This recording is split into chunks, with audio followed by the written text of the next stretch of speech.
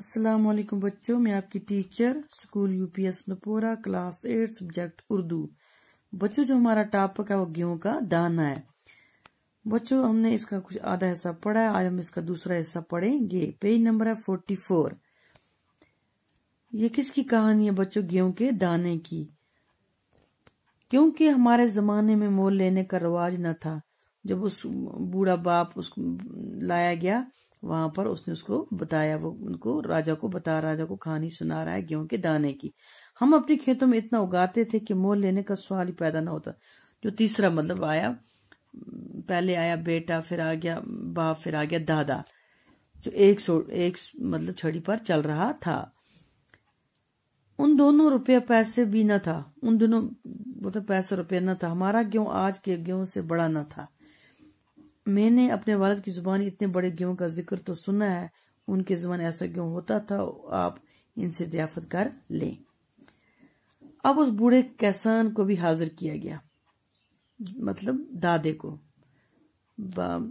वो दरबार में जवानों की तरह बगैर किसी सहारे के चलता हुआ आया। उसके हाथ पांव मजबूत थे, उसकी आंखों में चमक थी और वो बहरा भी न था। राजा ने गेहूं का दाना इसके हाथ में दिया। उसने जैसे ही इस गेहूं को हाथ में लिया तो मारे खुशी उछल पड़ा और बोला, ये तो मेरे जमाने का गेहूं है। बच्चों, आपको इस कहानी से क्या समझ आती? क्योंकि उस वक्त लोग क्या करते, खुद काम करते थे, मेहनत करते थे, तभी वहां पर ऐसा गेहूं होता था, या खुद इंसान चुस्त होता था, जवान नजर आता था। राजा ने पूछा, बड़े दादा क्या आप बता सकते हैं कि ऐसा गेहूं कब और कहाँ पैदा होता था? किसान बोला, महाराज, मेरे जमाने में ऐसा गेहूं हर जगह मिलता था और बोया भी जाता था। मैंने अपनी जवानी में ऐसा गेहूं बोया भी है और खाया भी है। राजा ने पूछा, बड़े दादा क्या ऐसा गेहूं बाजार में बिकता था? किसान ने जवाब दिया, सरकार, हमारे जमाने में कोई भी अनाज बेचने का गुनाह न करता था, वहां पर बेचते नहीं थे। हम में से कोई भी पैसे का नाम न जानता था। हर एक के पास अपनी जरूरत के मुताबिक गेहूं होता था।